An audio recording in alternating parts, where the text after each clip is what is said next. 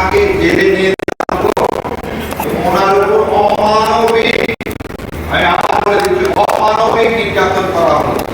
নির্যাতন এই সংবিধানে নাই। ওনার মাথা ভেঙে দেওয়া হলো, এই সংবিধানে নাই। গোগোকে নিয়ে যাওয়া হলো, অত্যাচার করা হলো, এই সংবিধানে নাই। ওনার মা, আমাদের আপত্তির নেত্রী, একজন মা, আপনারা এখনো খেয়াল করে দেখবেন পুলিশ চেয়ারে বসে আছে, এয়ারপোর্টে কিন্তু তারেক জিয়া এবং তাদের উপর লাল কাপড় দিয়ে এইভাবে আছে ব্যাখ্যা। এবং বেগম জিয়া সেই সময় আপোষ করলেন, আওয়ামী লীগের হাতে ক্ষমতা দিলেন এই দুই সন্তানকে বাঁচানোর জন্য। মাননীয় প্রধানমন্ত্রী, আমি ভুলে গেছি, আপনার জীবনের জন্য আজকে যত জুডিশিয়াল কিলিং, ভোট ভোগ সবকিছু এদেশে মানুষ সহ্য করছে। আপনার মায়ের ছেলে কি জন্য আপনার মাকে এদিন নেতৃত্বে আপনি সেই মানুষ এসে প্রথমে একজনকে দাঁড় করায়। শোনেন, একটা কথা আমরা ছোটবেলায় ভাব সম্প্রসারণ করতাম। ভাব সম্প্রসারণ ছিল কি চাতনা মিশে বুঝিবে কিসে গৌপ আসে মিশে দম কিনিয়া। এই কথাটা কেন বললাম?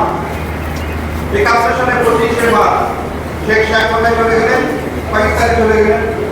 9 মাসে পাকিস্তান থেকে সে যুদ্ধ দেখছে, যুদ্ধ কিরকম ভাবে হয়েছে দেখা গেছে না, কেউ কাছ থেকে দেখতে নাই, কিন্তু সংবাদ পাইছে। সাদুদ্দিন সাহেব বাংলাদেশ থেকে চলে গেছে 25 তারিখ রাতে, এই কলকাতায় ছিল। তবে দুইজন মানুষ, স্বাধীনতা যুদ্ধে দুইজন মানুষ নেতৃত্ব ছিল, শেখ মুজিবুর রহমান এবং সাদুদ্দিন। কি মতে? এই সংবিধান মতে এটা তো হইয়া নাই, কে প্রেসিডেন্ট জিয়াউর রহমানের নাম নাই। তাহলে এই সংবিধান যদি ঠিক হয়, তাহলে যুদ্ধের নেতৃত্ব ছিল কে? দুইজন লোক। কে কে দুইজন লোক? শেখ মুজিবুর রহমান আর সাদুদ্দিন। যে দুইজন সামনে থেকে কোনো নেতৃত্ব দেয়। আজকে এই সংসদে দাঁড়িয়ে যারা জুলাইকে বলতেছে, জুলাই অক্ষরে অক্ষরে পালন করবে, লোক এই দেশে ছিল না এই আন্দোলনের সময়।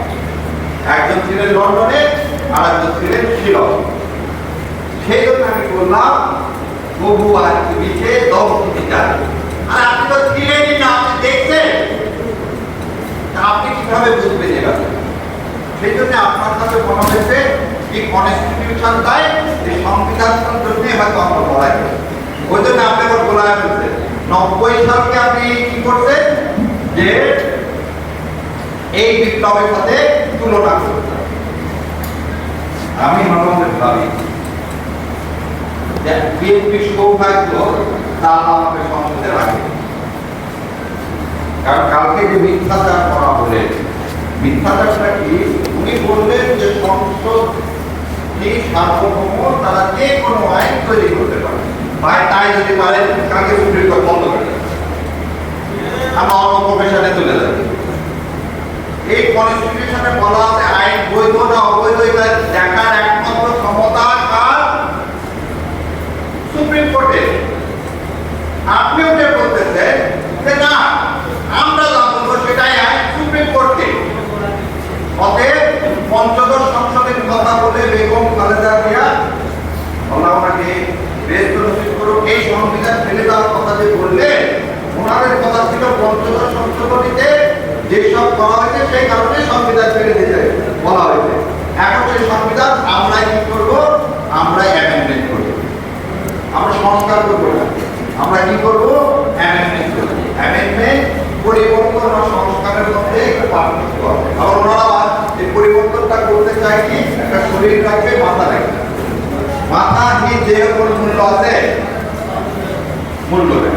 এদিকটা আগে ভাই আসছিলেন আমাদের সাথে দাঁড়ায়, ওনারা কেন কমিশন যে কেন এই অধ্যাদেশকে বাদ দিতে চাচ্ছেন, তার মধ্যে নিশ্চয়ই কোনো উদ্দেশ্য আছে যে দাদারা ওনাদেরকে ক্ষমতায় বসাইছেন, তারা হয়তো বলছেন তোমরা করো কি, আরো কম করতে হবে তো সামনে।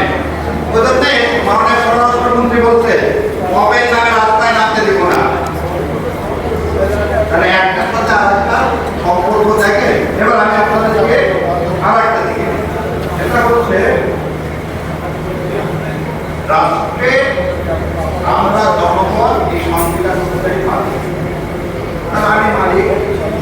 মালিক হয়ে আমি ভোটে ভোট দিই এবং 70% লোক ভোটে ভোট দিই। তাহলে আমি জনগণ রাষ্ট্রের মালিক, আমি এখন মালিক হয়ে তুমি সরকার তোমাকে আদেশ দিচ্ছি তুমি জুলাই সনদ যা আছে তাই পালন করো। মালিকের কথা কি তুমি কি করতে পারো? অগ্রাহ্য করতে পারো? গভর্নমেন্ট সরকার কি? সরকার জনগণের চাকরি একদম সহজ। চাকর যদি কি করে মালিকের কথা না শুনে সে চাকরের কামে রাখবে? রাখবে না রাখবে? রাখবেন না। তাহলে আজকে আপনি মাননীয় প্রধানমন্ত্রী, আপনি সরকার, আপনি হচ্ছে জনগণের সেবক, আপনি সেই সেবক হয়ে মালিকের কথা শুনতেছেন না। মালিক কিন্তু আপনাকে ফেলে দেবে। মালিক কিন্তু আপনাকে ফেলে দেবে। কেন ফেলে দেবে? চলে আপনি আমাদেরকে বলছেন যা কিছু হয়েছে এখন পর্যন্ত সব সংবিধানের অভাব, সব সংবিধানের অভাব। ঠিক আছে, শেখ হাসিনা একটা ক্লিপ বেরোল,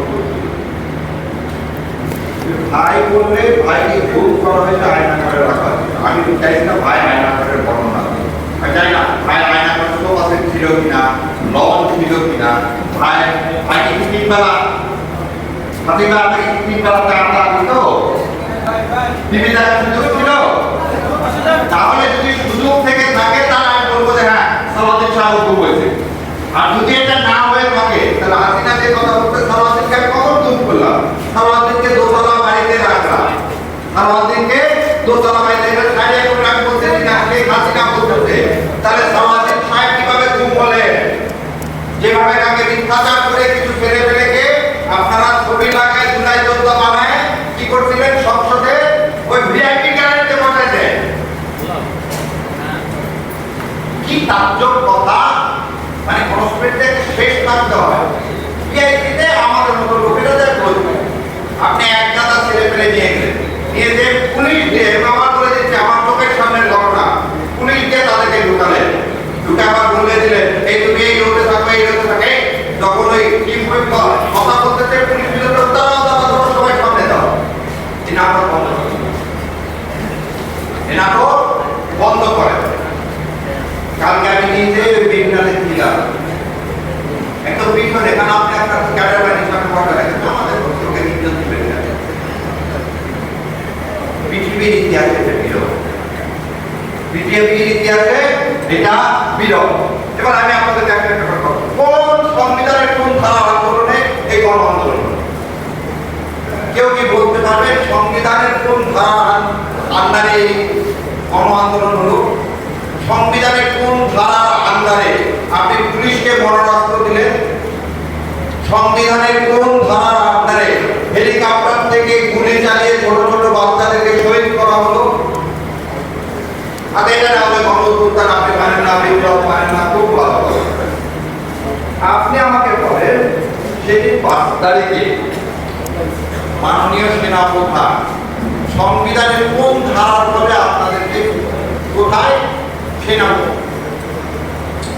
অফিসে ডাকবে এবং সেই ডাকে আপনি সেখানে উপস্থিত হলে দয়া করে বলেন যে সংবিধানের কোন ধারায় আছে সেনাপ্রধান সমস্ত বিরোধী দলকে সেনানিবাসে ডাকতে পারে? আছে? নাই আছে। আপনি সেনাপ্রধান সবাইকে বললো চলে সরকার গঠন করি, এটা সংবিধানের কোন ধারায় আছে? সংবিধানের ধারা আছে আর একজন প্রধানমন্ত্রী নির্বাচিত না হওয়ার আগ পর্যন্ত সেই প্রধানমন্ত্রী থাকবে। আজকে আপনি প্রধানমন্ত্রী বলে কি হবে? 29 সালের আগে তো নির্বাচন হওয়ার কোনো বিধান এই সংবিধানে নাই, তাহলে আপনি বলেন কিভাবে? এবার আরো একটা জিনিস বলি, আপনারা রাষ্ট্রপতির কাছে গেলেন, রাষ্ট্রপতির কাছে গিয়ে আপনারা তার সাথে আলোচনা করে কি করলেন? সংসদ ভেঙে দিলেন। সংসদ ভেঙে দেওয়ার জন্য সংবিধানে আছে প্রধানমন্ত্রীর সাথে আলোচনা ক্রমে তার অনুমতি ক্রমে সংসদ ভেঙে দিতে হবে। সেটা আপনি প্রধানমন্ত্রী পাইলেন কোথায়? সেদিন আপনি প্রধানমন্ত্রী পাইলেন কোথায়? প্রধানমন্ত্রী তো পালাই গেছে। তাহলে কার অনুরোধে আপনি সংসদ ভেঙে দিলেন? তাহলে এই ভেঙে দেওয়াটা সংবিধানে নাই। তাহলে আজকে যদি কেউ চ্যালেঞ্জ করে যে আপনাকে রাষ্ট্রপতিকে ক্ষমতা কে দিল, রাষ্ট্রপতিকে এই ক্ষমতা কে দিল, কারণ সালাউদ্দিন সাহেব বলতেছে রাষ্ট্রপতিকে দিয়ে ইউনূস সাহেব জোর করে অনেক কাজ করায়। তাহলে রাষ্ট্রপতিকে দিয়ে সালাউদ্দিন সাহেব অনেক কাজ করায়, কিন্তু সালাউদ্দিন সাহেব হাতে রাখে জানেন আমি গায়ে উপদেশটা আসিফ নজরুল ওদের ওই নামটা নেয় না, কারণ ওই আসিফ নজরুল সালাউদ্দিন কথা পাওয়া হতো না। কারণ দেখেন কেন বললাম যে ওনাদের সৌভাগ্য আমি পার্লামেন্টে নাই, রাষ্ট্রপতি হচ্ছে রবার স্টাম্প, যত আইন করে দেয় সব করে দেয় আইন মন্ত্রণালয়। তাহলে আসিফ নজরুল এই জুলাই সনদ থেকে শুরু করে সংসদ ভাঙা থেকে শুরু করে যা কিছু করে দিতে সব কিছু করে দিতে কে? আসিফ নজরুল। আর আসিফ নজরুল কোনো কিছুই রাষ্ট্রের অ্যাটর্নি জেনারেলকে না দেখা করাতে পারে না। সেই সময় রাষ্ট্রের অ্যাটর্নি জেনারেল কে ছিল? রাষ্ট্রের আইনমন্ত্রী। আইনমন্ত্রী সাহেব ওই জন্য একটা বারের জন্য আসিফ নজরুলের নাম নেয় না, কারণ আসিফ নজরুল আর আইনমন্ত্রী মিলে কাজ করতে কিভাবে জুলাইকে ঘুরে ফেলে দেওয়া যায়। কারণ এরা কিন্তু বাইপোলার কাজ প্রথম আলো থেকে। আমার ভাই বললো ভারতের কথা এই জন্য খুব লাগে প্রথম আলোর জন্য, অন্য মিডিয়া বন্ধ করে দেয় কিন্তু যায় না। আপনারা জানেন কেন্দ্র সরকারের সাথে বাংলা এডিশন নামে একটা অনলাইন অ্যাপ্লিকেশনকে বন্ধ করে দেওয়া হচ্ছে, সেটা কিন্তু হালকাও নাই। তো কেন কথাটা বললাম আবার বলতে, আসিফ নজরুলরা কি করে, আসিফ নজরুলরা কি ষড়যন্ত্র, আসিফ নজরুলরা ষড়যন্ত্র করলে কিভাবে বিএনপিকে ক্ষমতায় আনা যায়, সেই জন্য সংসদে বলতেছেন যে কে রাষ্ট্রপতিকে দিয়ে সব কাজ করার থেকে করা তত্ত্বাবধায়ক সরকার। তত্ত্বাবধায়ক সরকারের কি আইন পাস ইউনূস সাহেব করে, আইন তৈরি কি ইউনূস সাহেব করে? আমি চ্যালেঞ্জে যাচ্ছি, যদি বিএনপির ভাইরা দয়া করে আজকে সংসদ করবে একটু যদি বলতে যে আইন তৈরি আসিফ নজরুল ছাড়া আর কেউ যদি করে থাকে, সে আইন যদি রাষ্ট্রপতির কাছে রাষ্ট্রপতি নিজে তৈরি করে থাকে, আমি আমার কান কেটে দেবো। আর তার চেয়েও বড় কথা, সেদিন যেমন দুঃখ করে বলছিলেন যে 30 বছরের প্র্যাকটিস জীবন, কালকে আপনাদের এই ঘর থেকে মনে হয়েছে আমার এই ব্যারিস্টারি পড়া, আইন পড়া, রাষ্ট্রবিজ্ঞান পড়া, হাইকোর্টে প্র্যাকটিস করা সব হলো। তখন সালাউদ্দিন সাহেব বলেন আপনার পিছনে দরকার নাই, সব আইন আমরা বাতিল করে দেব। তার যোগ এই কথার একটা মিনিং আছে। আপনি তো দস্তখত করে এসেছেন না, আপনাকে বলতে যে গাড়ি খারাপ আমি যেটা আসলাম কে আমাকে আসতে চাইনি বলতে পারছে, সে সৎসাহস নাই। কারণ আপনি দস্তখত করে আসছেন, কি দস্তখত করে আসছেন? জুলাই সনদ বাস্তবায়ন হতে দিব না, জুলাই সনদ বাস্তবায়ন হতে দিব না। জুলাই সনদের মধ্যে যা যা আছে একটাও বাস্তবায়ন হবে। কালকে ওনারা বললেন 93টা কি বাস্তবায়ন হবে। আপনাকে একটা কথা বলি, আপনার সামনে সব খাবারের প্লেট রেখে দেওয়া হলো, আপনার মুখ আটকায় রাখা দেওয়া হলো, মুখে কাপড় দিয়ে পেঁচিয়ে আটকায় রাখা দেওয়া হলো, সামনে পোলাও কোরমা রোল সব কিছু থাকলো। আপনি খেতে পারবেন? ভাই শোনে, খেতে পারবে? আজকে এই জুলাই সনদের অবস্থা হচ্ছে তাই, জুলাই সনদের অবস্থা হচ্ছে তাই। গুম করে থাকেন, আমি নিয়ে গতকালকে এটা হচ্ছে সংসদ থেকে রিপোর্ট, এই রিপোর্টে দেখেন আমি সবাই বলে আমি বই নিয়ে যাই, কারণ ওনারা যা আছে তারা বলে যাচ্ছে, কাজ বলে যাচ্ছে, আমরা একটু দেখা করি। 3টা অধ্যাদেশ তারা বাতিল করেছে অলরেডি সংসদে না বলে।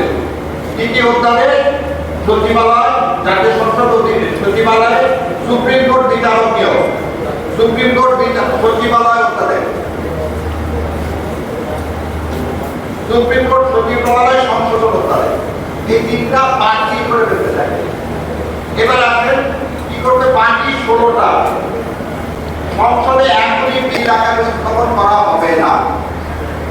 তুমি বলতে তো সংবিধান না, সংবিধানে বলা আছে কি বলা আছে যে 30 দিনের মধ্যে প্রথম সেশন থেকে 30 দিনের মধ্যে এই সমস্ত অধ্যাদেশকে আইনে পরিণত করতে হবে, না হলে সেই আইনগুলো অধ্যাদেশগুলো মৃত্যুবরণ করবে। যে তুমি 16টা ওস্তাদের টেস্ট না করলে এই 16টা ওস্তাদের কি হয়ে যাবে, মৃত্যুবরণ করবে। কারণ তাকে 16টা ওস্তাদের কি আছে, মানবাধিকার কমিশন।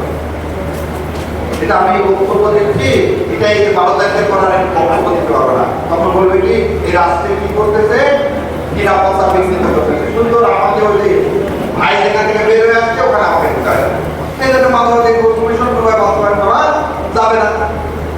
মানবাধিকার কমিশন বাস্তবায়ন করবেন না, কারণ তার পক্ষ থেকে একটা কথা বলছে না। তারপর কি আছে দেখেন, তারপরে আপনি হচ্ছে কি ব্যাংকে সংস্কার। আপনি বোধহয় কেউ আমাদের থেকে দেখতে পাবেন 17টা ব্যাংকে টাকা, আর আপনি বাংলাদেশ ব্যাংকের গভর্নর নিয়োগ করলেন কাকে, যে হিদেরি ফেরাবে, যে টাকা দেয়, যে টাকা দেয় না তার টাকাটা উঠে গেছে। যার কাছ থেকে রাষ্ট্র এতদিনে টাকা উদ্ধার করতে পারেনি তাকে আপনি বাংলাদেশ ব্যাংকে পাঠাইছেন, তার প্রথম কাজ কি হবে, কিভাবে টাকা না দেওয়া না যায় সেই ব্যবস্থা করা, আর কিভাবে কৃষকের কাছ থেকে আদায় করা যায় সেই ব্যবস্থা। তাহলে আপনি সেটাও করলেন। আসেন তারপরে আপনাকে ঘুম হতে হবে। আপনার কি চান এদেশের মানুষ কি চায় আপনি ঘুম হোক না? তো এইভাবে 16টা ওস্তাদের ওনারা কি করলেন, বাস্তবায়ন করলেন। তাহলে বিএনপিকে কেন আমরা, বিএনপিকে কেন ভোট দিল? তাহলে আসলে কি মানুষ বিএনপিকে ভোট দিতে না? তাহলে বিএনপি ক্ষমতায় আসছে একটা পারপাস খারাপ করে, সেই পারপাসটা হচ্ছে একটা, সেটা আমরা বলছি উদ্যোক্তা করছি, গণ উদ্যোক্তা করছি ইন্ডিয়ার আধিপত্যবাদের বিরুদ্ধে। আর বিএনপিকে বসানো হয়েছে ইন্ডিয়ার দাসত্ব করার জন্য। ইনশাআল্লাহ যতক্ষণ এই দেহে প্রাণ আছে এই দাসত্ব মেনে নিব না, নিতে দিব না। 12 তারিখে যদি ভালোই এই গণ উত্থানে এই যে সনদ, জাতীয় সনদ যদি বাস্তবায়ন না করে তাহলে কিন্তু করুণ পরিণত অপেক্ষা করতেছে। যে হাসিনা করতে, হাসিনা তো তার দিল্লি ছিল, আপনার কিন্তু দিল্লি নাই, আপনাকে লন্ডন ফেরত যেতে হবে। আর লন্ডন এখন ফেরত দিবে কিনা তাও জানি না, কারণ থেকে চলে আসবে, যাওয়ার পর থাকবে বাংলাদেশে থাকে, ভালোভাবে থাকে, মাকে স্যাক্রিফাইস করে এই দেশের মানুষের জন্য আপনার জীবন বাঁচানোর জন্য।